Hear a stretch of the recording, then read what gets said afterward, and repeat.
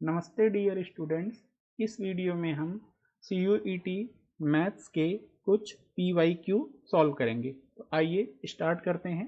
ये क्वेश्चन 2025 में पूछा गया है। इफ़ मैट्रिक्स A बराबर, जो कि यहाँ पर दिया गया है, मैट्रिक्स B बराबर यहाँ दिया गया है, और एक कंडीशन दी गई है A प्लस बी का whole square is same as A square plus B square, then आपको A और B का मान बताना है यहाँ पर, जो कि दिया गया है, राइट।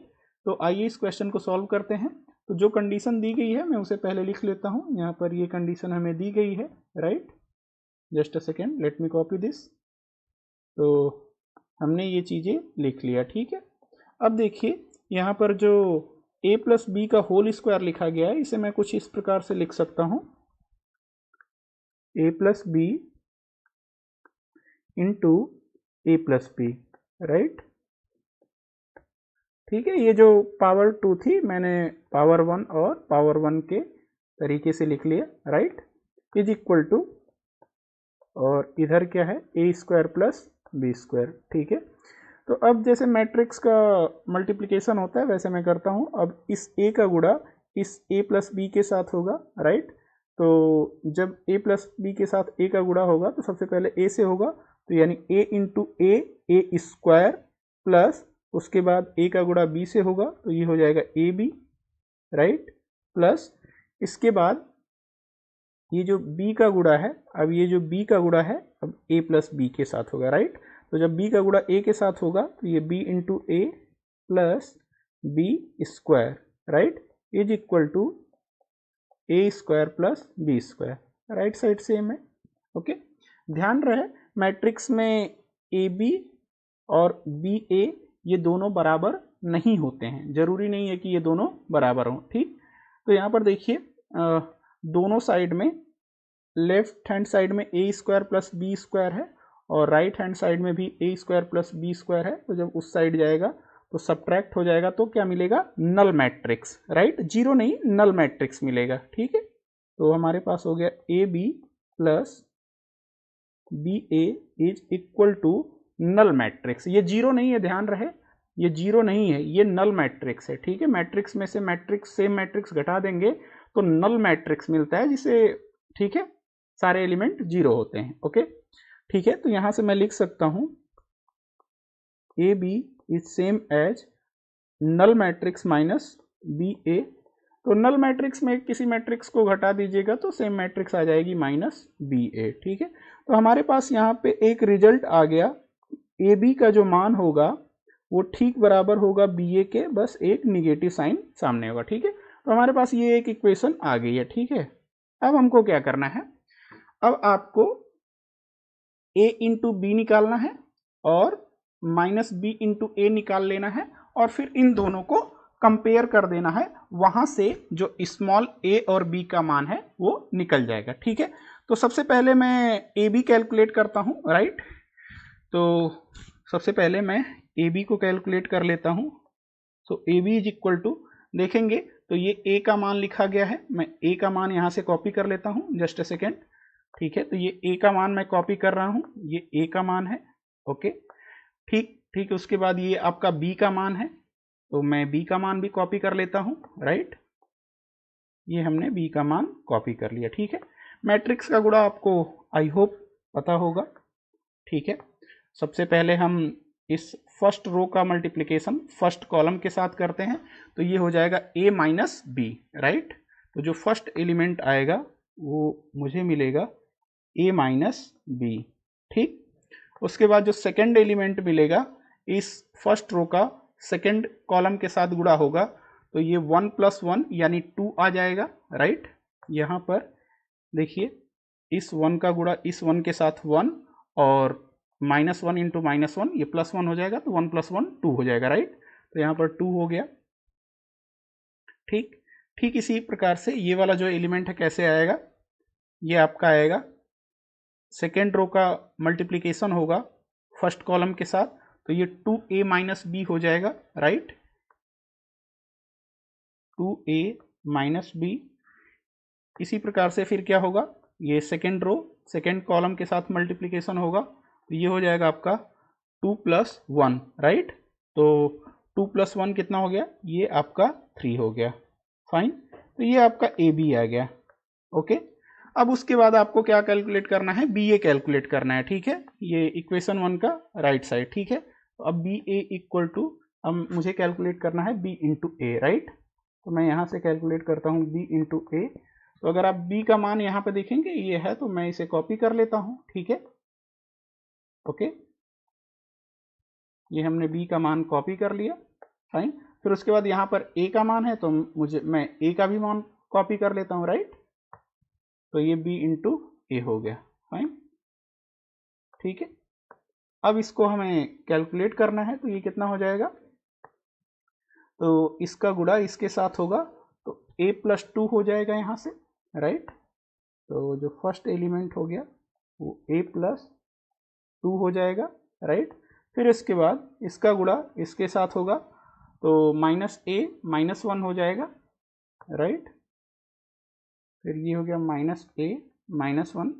ओके, इसके बाद इसका गुणा इसके साथ होगा, यानी ये b -2 हो जाएगा, राइट। तो यहाँ पर हो गया ये आपका b -2, राइट। उसके बाद ये आपका इसके साथ गुणा होगा, तो ये -b + 1 हो जाएगा।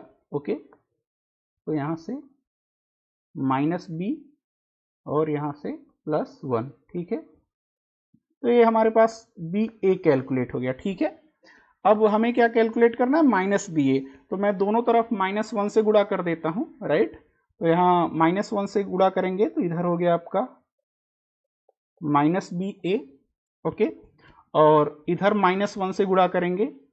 ठीक है, तो अब -1 का गुणा सभी एलिमेंट के साथ होगा, ये -a + 2 हो जाएगा, और ये दोनों प्लस हो जाएंगे, राइट। तो a + 1, कुछ नहीं, -1 का गुणा कर रहे हैं, राइट। तो सभी का साइन बदल जाएगा। ठीक है, तो ये आपका 2 - b हो जाएगा। ठीक है, और यहाँ पर b -1। ठीक है, -1 से गुणा कर रहे हैं। ठीक है, अब क्या है देखिए कि इक्वेशन 1 देखेंगे, अगर आप इक्वेशन 1 देखेंगे तो ab = -ba। तो ये जो चीज़ है यहाँ पर ab का ये जो मान है, this is equal to, just a second, ये ab किसके बराबर हो गया, ये आपका ab है, और किसके बराबर हो गया, ये ba के। तो ba का मान यहाँ पर आया है। ठीक है, तो इसे मैं कॉपी कर लेता हूँ, राइट। अब देखिए ये दोनों मैट्रिक्स बराबर है, इसका मतलब प्रत्येक एलिमेंट इसका बराबर होगा। तो देखिए a का मान कहाँ से आ सकता है आसानी से, तो मैं देख रहा हूं कि यहाँ पर a + 1 है, तो वो किसके बराबर हो जाएगा, 2 के। आपको पता है a + 1 इज इक्वल टू 2। तो यहां से a का मान कितना आ जाएगा, यहां से a का मान 1 आ जाएगा, राइट। ठीक, इसी प्रकार से अगर आप देखेंगे तो यहाँ पर b -1 है, और यहाँ पर हमारे पास 3 है। मैं ऐसा नंबर ले रहा हूं ताकि केवल एक ही वेरिएबल हो। ठीक है, आपको पता है कि दो मैट्रिक्स बराबर होती है तो सारे करस्पॉन्डिंग एलिमेंट बराबर होते हैं। तो मैं ऐसा एलिमेंट ला रहा हूं जिससे कि एक ही वेरिएबल हो और एक ही लाइन में सॉल्व हो जाए। तो यहाँ पर b -1 इज इक्वल टू 3 है, यानी b का मान कितना हो गया, 4, राइट। तो b का मान 4। तो यहाँ पर देखेंगे कि a का मान 1 और b का मान 4, ये कौन से ऑप्शन में है, तो ये ऑप्शन नंबर 1 में है, राइट। आई होप ये क्वेश्चन आपको समझ में आया होगा। ये बहुत ही सिंपल क्वेश्चन है। ठीक है, बस आपको ये जो दिया गया कंडीशन है बस उसको थोड़ा सा समझना था। ठीक है, उसके बाद हमारे पास ये कंडीशन आ गई और फिर हमने दोनों राइट हैंड साइड और लेफ्ट हैंड साइड निकाल करके कंपेयर कर दिया, तो ये मान a और b का बहुत ही आसानी से आ गया। ठीक है, आइए अगला क्वेश्चन देखते हैं। अगला क्वेश्चन भी ये 2025 का है। ये कह रहा है कि एक्स वाई जेड जो है नॉन जीरो नंबर्स हैं, मतलब जीरो नहीं है, तो हमें इनवर्स फाइंड आउट करना है ए का। देखेंगे कि ए जो मैट्रिक्स है वो एक डायगोनल मैट्रिक्स है, एक्स वाई जेड बस यही नंबर हैं, बाकी सभी नंबर क्या हैं, जीरो, राइट। तो ऐसे मैट्रिक्स का जो इनवर्स होता है उसमें आपको क्या करना होता है, जो भी एलिमेंट हैं ए इनवर्स निकालने के लिए क्या करना होता है कि जो भी डायगोनल एलिमेंट हैं उनका 1 अपॉन कर देते हैं, तो ये x की जगह 1 अपॉन x हो जाएगा, बाकी ये एलिमेंट 0 0 ही रहेंगे।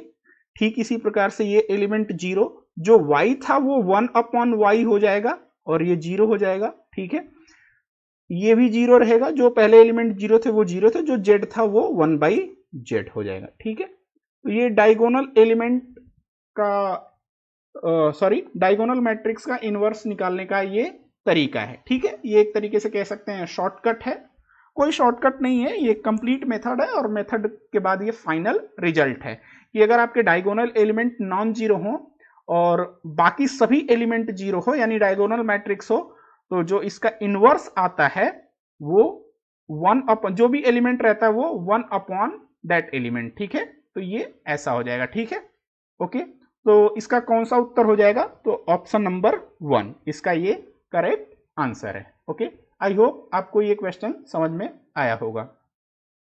नेक्स्ट क्वेश्चन है, ये क्वेश्चन भी 2025 में पूछा गया है। यहां पर दिया गया है इफ ये मैट्रिक्स ए बराबर, ये जो एलिमेंट है ए आई जे, राइट, आप सभी को पता है आई रो नंबर होता है, जे कॉलम नंबर होता है। ठीक है, तो इस मैट्रिक्स में यहां देखेंगे 3 क्रॉस 2 लिखा गया है, इसका अर्थ है इसमें 3 रो हैं और 2 कॉलम है, राइट। तो ये जो एलिमेंट का मान होगा वो कैसे डिफाइन किया गया है, यहां पर दिया गया है ए आई जे का जो मान होगा वो आई प्लस जे होगा, राइट।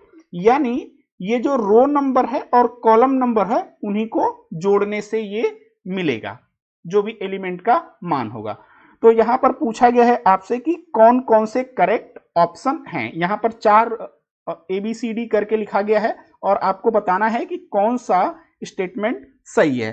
तो पहला क्या स्टेटमेंट है, देखिए कि A is a square matrix. जी नहीं, ये बिल्कुल गलत है, क्योंकि यहां पर देखेंगे रो 3 है और कॉलम 2 है। स्क्वायर मैट्रिक्स के लिए रो और कॉलम का मान बराबर होना चाहिए, तो यहां पर 3 रो और 2 कॉलम है, इसलिए स्क्वायर मैट्रिक्स नहीं है। तो आइए अब ऑप्शन को चेक कर लेते हैं, जहां जहां ए ऑप्शन होगा वो गलत होगा। तो अगर ऑप्शन नंबर 1 देखेंगे तो ये गलत होगा, ये आंसर हो ही नहीं सकता। ऑप्शन नंबर 4 में देखेंगे ए है तो ये ऑप्शन गलत होगा।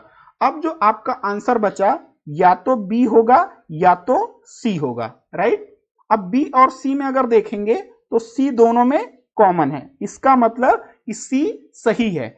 यदि आपका अब बी और डी को चेक करना है, किसी एक को चेक करेंगे, बी को मैं चेक करूंगा, अगर सही हो गया तो उत्तर मेरा 2 हो गया, और अगर बी गलत हो गया तो मैं डी को चेक नहीं करूंगा, ये ऑप्शन 3 करेक्ट हो जाएगा, राइट। बी गलत हो जाएगा तो ये दूसरा नंबर गलत हो जाएगा, तो फिर तीसरा सही ऑप्शन हो जाएगा, राइट। चेक करने की फिर जरूरत नहीं पड़ेगी। तो आइए बी को देख लेते हैं, बी में क्या लिखा गया है, a21 plus a32 equal to 8। तो अब ये देखिए यहां पर बाय डेफिनेशन a32 का मान क्या होगा, सॉरी a21 का मान क्या होगा, this is equal to 2 plus 1। कैसे, यहां पर देखिए परिभाषा क्या लिखी गई है, यहां पर जो परिभाषा दी गई उसे थोड़ा एक बार देख लीजिए, राइट। तो यहां पर ए आई जे किसके बराबर है, ये यहां पर जो रो और कॉलम नंबर लिखा है उन्हीं दोनों को जोड़ देना है। तो यहां पर रो 2 है कॉलम 1 है, तो मैंने 2 और 1 को जोड़ दिया, तो ये किसके बराबर हो जाएगा, ये 3 के। यानी ये जो a21 का मान है कितना है, वो 3 हो गया, राइट। तो a21 का मान कितना है, 3 प्लस, अब a32 का मान देख लीजिए, आई एम सॉरी, a32 का मान क्या होगा, 3 प्लस 2।